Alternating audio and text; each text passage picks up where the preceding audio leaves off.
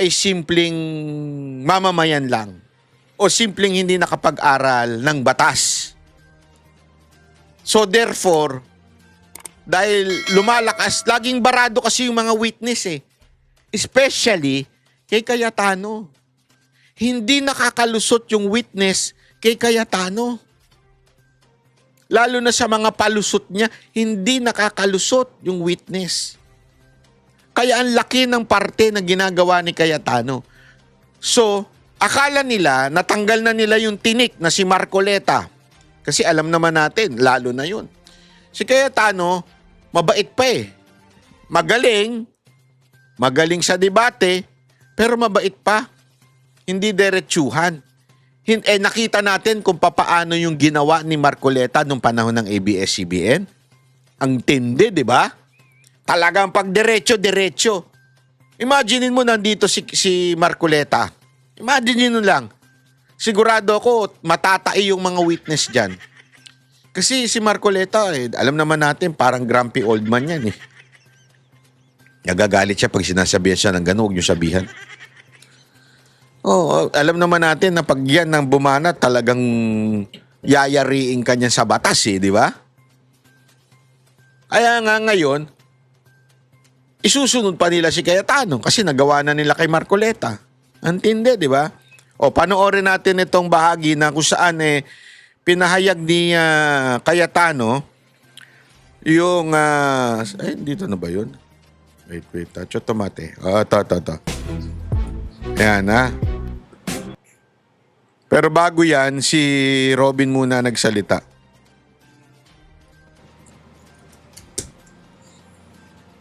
Yung flower base, tumayo pa.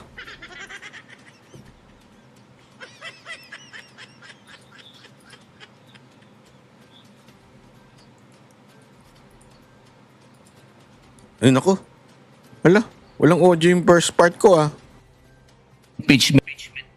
Yan. Ay biglang lumabas ang isang pahayag na iniimbestigahan daw po yung patungkol sa pangyayari noong Southeast Asian Games.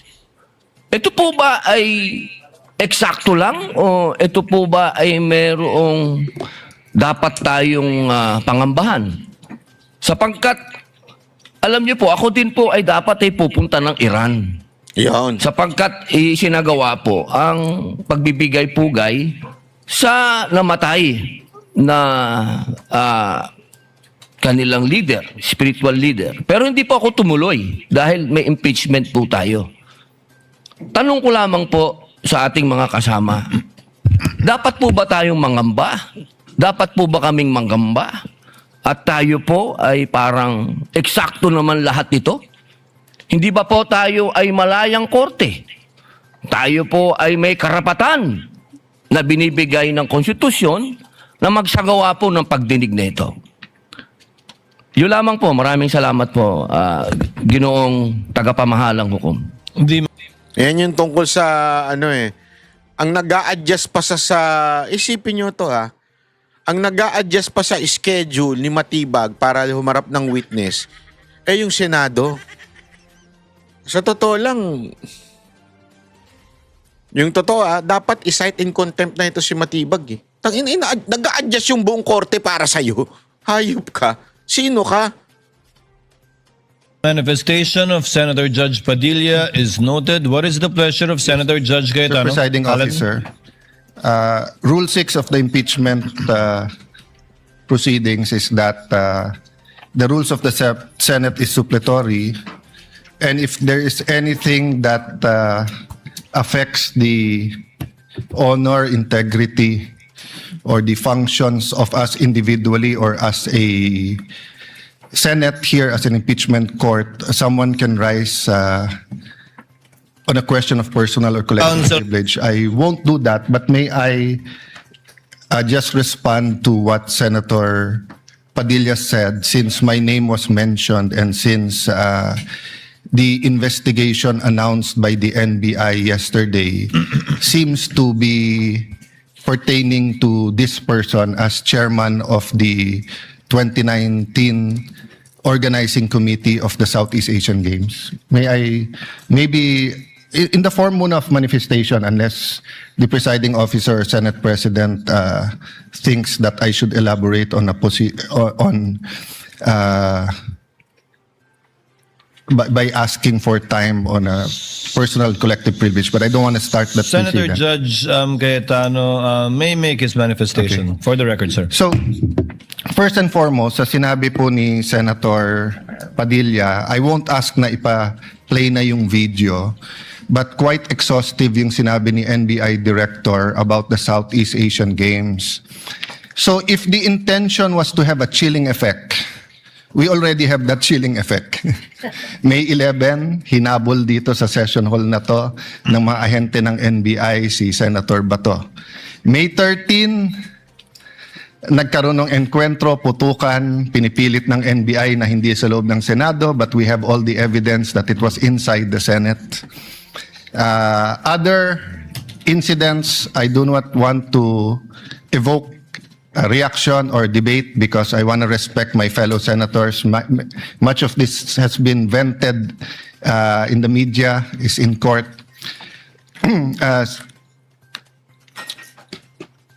Director Matibag has promised us that he will give us a warrant issued by the ICC, has promised us that he will hold his agents na nanggulpin ng isang OSAA.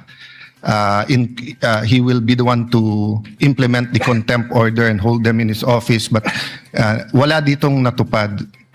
So when I mentioned his name, his position the other day that it was bad taste, walang personal yan. I mean, regardless kung sinong, even if it was a secretary, an alter ego of the president who wrote the prosecution team or the defense team to say, pwede bang next week kasi may seminar, I would have said the same thing, di ba? Na, look at the gallery. Kompleto parati dyan from Congressman Ace Barbers to many Congressman Ridon. I won't name all of you, but you're busy people. But you think this is important, so you take time out and you are here. Di ba? Of course, the prosecution team, you have to be, you are here. We are here.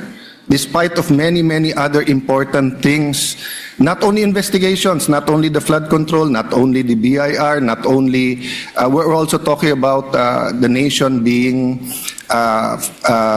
prone to volcanic eruption, to yung bagyo, buti, well, nasalanta pa rin tayo ng bagyong Inday, ibang Inday ang pinag-uusapan natin dito sa impeachment. But still, we are here. So it was in good faith that I said, as an example, mukha namang masama kapag kayong isang bureau head. NBI director is a very important position, but it is a bureau. So if a bureau head, and tignan yung invitation, nakalagay sa invitation, or your representative, and we resolved it. So aksidente ba na yesterday, suddenly after I mentioned it, and after, during the weekend, many have been talking about na dapat ata hindi 16. So 21 na lang kami ngayon eh. So 2/3 of 21 is 7. Nako. Pag nabawasan pa kami ng 3, 13 na lang yon. Pero some will argue, mabawasan lang kami ng 1 o 2, baka 13 na rin yon kasi wala naman half person o 3/4 person. So all of these issues are valid. Question. The chilling effect is there, but am I intimidated? Wala na akong choice. Ilalabang ko na to, gagawin ko yun ang dapat kong gawin. Bumaliktad man yung sitwasyon, si President Marcos ang ini-impeach and I felt a certain way, ilalabang ko rin. Chief Justice man ang i-impeach, ilalabang ko rin. But for the record, Mr. President, go ahead and investigate. First of all, that's been investigated many, many times. I'm not sure. I think the Office of the Ombudsman ang nag-file pa ata, Chief of Staff mo eh. Senator Rob, I'm not sure but parang may kaso na nun. Senator Drilon quizzed us here. I was Speaker of the House but I chose to appear before the Senate to be able to answer. Nakita nyo na. Sinasabi pa dito na talagang ilang kinasuhan na pati sa ombudsman, pinatawag na siya noon pa. Ngayon biglang buhay na naman tong issue na to. All of those questions directly. The SEA Games, paulit-ulit yan. Biktima na ng speakership ng 2019 yan. Nahuli namin yung PR na sinabi kikiam, pinakain daw mga Muslim ng baboy, when it was chicken longganisa na pinakain, pero nasiraan na tayo sa Malaysia, Indonesia. Yeah.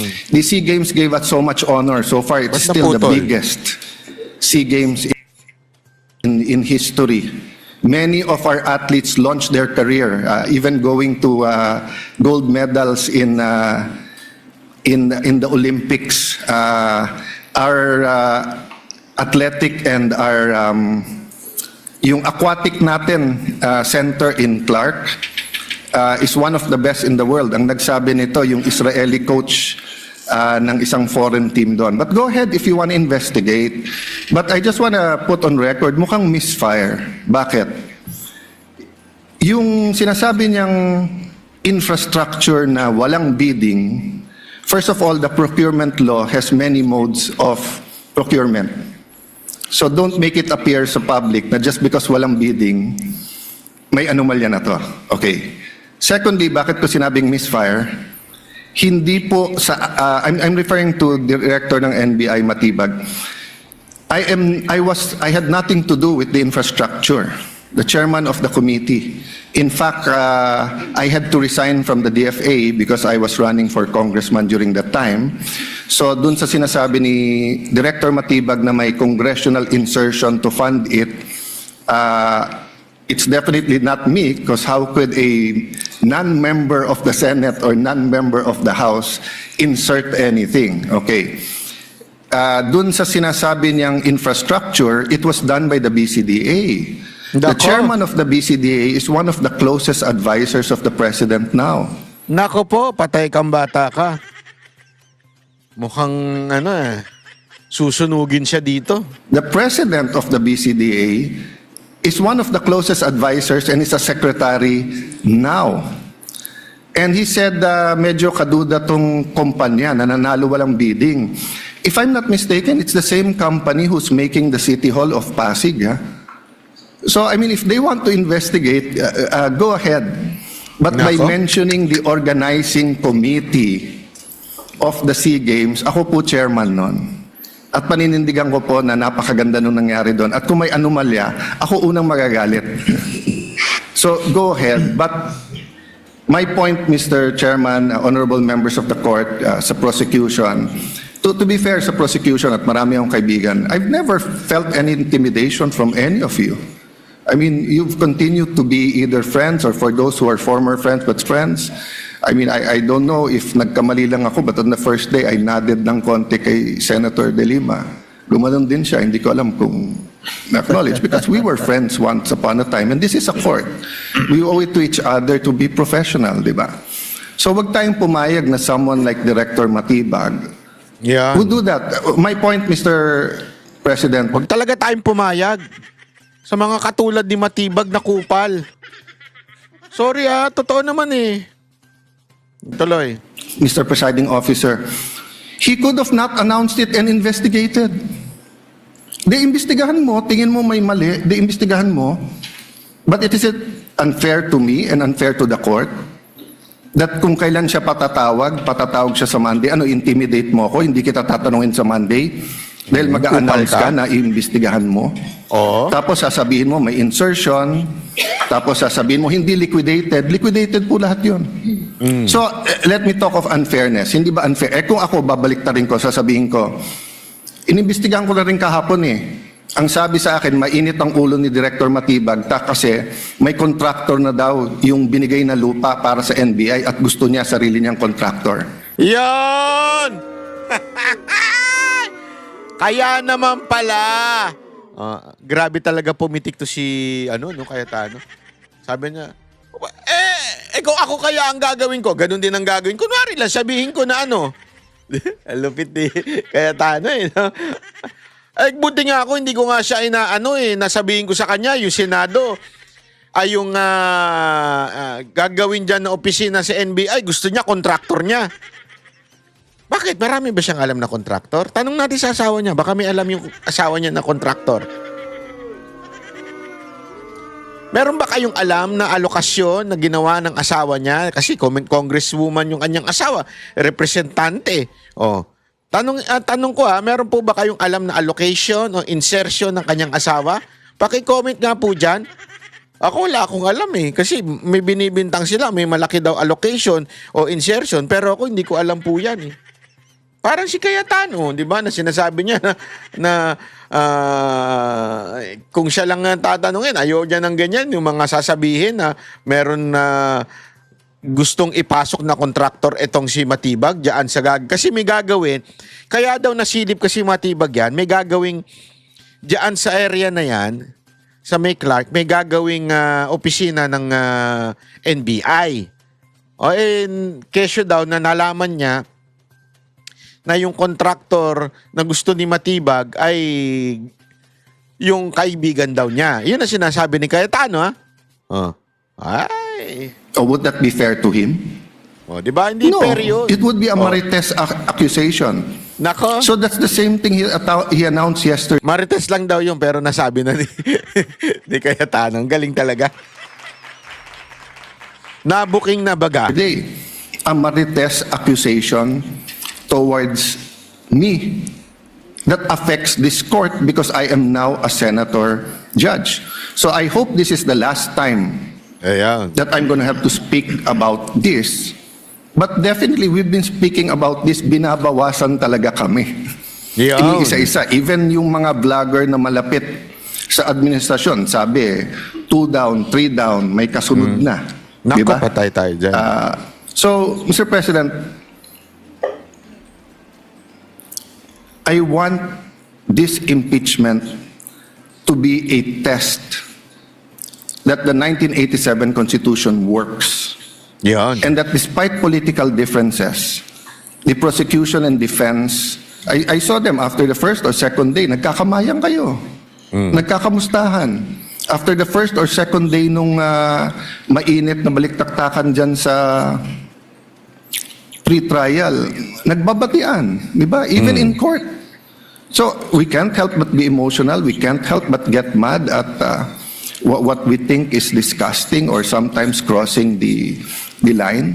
But is there any question that for this verdict, whether it's for conviction or acquittal, to be accepted by the Filipino people, we have to make sure that the integrity of the court is intact. Yo, I will admit to you, importante. nahirapan po ako. Wala si Senator Marcoleta. Iilan lang po kaming abogado dito. Si Senator Pangilinan, Senator Cheese, si Aimee is a law graduate, di ba? PM. Senator Pia, Bam is a second-year law student and I'm encouraging him na tapusin niya. Total review na yung nangyayari ngayon. But it's not easy. 24 lang kami, nabawasan na ng 3. So I hope this issue of the integrity of the court becomes an issue for all of us. No, I'll repeat what I said when I was Senate President. Director, hindi mo kami natibag. Yan. So wag mo try itibagin tong representation na to o itong impeachment court because what you're doing is not helping. You investigate whatever you want to investigate. You want to investigate ba't ako nagpatubo ng balbas? Investigate mo, no problem with me. Pero wag mo nang i-announce kasi nga naaapektuhan yung integrity ng court. Thank you for the leeway, Presiding Officer. Thank you, Senator Judge Alan Cayetano. Yes, what is the pleasure of Senator Judge Pia Cayetano? Mr. President, Presiding Officer, I assume most of my colleagues, like me, were busy studying the lengthy memorandum filed by each of the parties.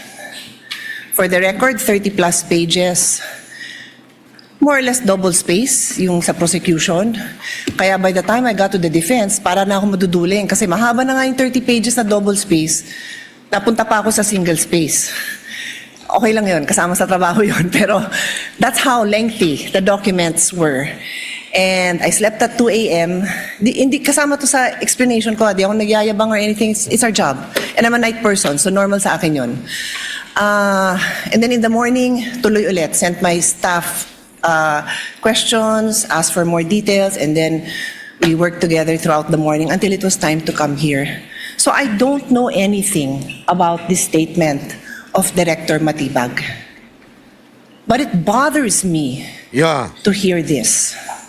Me I now too. remember that I saw a message pop up in my phone which hindi ko nga pinansin kasi nga ito yung important issue ko na pag-aralan ko tong memorandum ng mga parties na inabala nga naman nilang very lengthily and exhaustively na nila dinidiscuss in a written document. But I recall now na may nag-pop up na message from a coach telling me na gustong pa-imbestigahan yung SEA Games. And di ko talaga pinansin. And now Alan brings it up and I am bothered. There is no jurisdiction in the world that allows a judge to be pressured and intimidated. Iyon. And I ask each one of you, my dear colleagues, payag ba tayo sa ganito? Ganito na ba tayo dito ngayon? Oh. Don't we want a better country World. for our children? Tama. Why would you allow a director who's just called to be a witness next week brag that he's going to investigate? And again, I don't know. So I respectfully request that it be played. Because I want to understand. If I don't have reason to be upset, then thank you, I can focus. I can go back to the business on hand. But right now I am upset to hear this. And I will stand up for each one of you. I don't care what side you're on. I will stand up for you if somebody tries to intimidate you. So with all due respect, Mr. Presiding Officer, I ask that we play it. I want to see what Yes. this witness Yes. is doing. Pak! Galit na galit. Okay, play.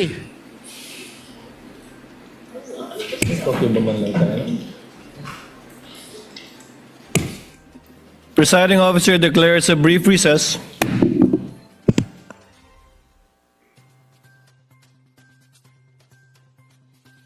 Matter on hand for today, which is the oral arguments Yung echo na yan, kasi si Ann Harot nag-message kaagad sa akin. Sabi niya, "Hoy, yung echo mo, putangin na mo." Sabi sa akin, "Ay, sorry. Minura ba naman ako?" Hindi, biro lang, walang ganun. Sorry. Sabi niya, umi-echo yung live stream mo. Hindi ko kasalanan. Yung source ko, yung source na pinagkuhanan ko ng live stream, umi-echo. Kaya wag kang masyadong ano dyan. Hindi, biro lang. Concern lang yung tao. Ikaw naman banat. of the parties.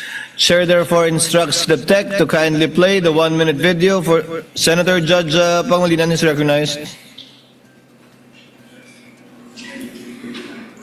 Thank you, Mr. Presiding Officer. We share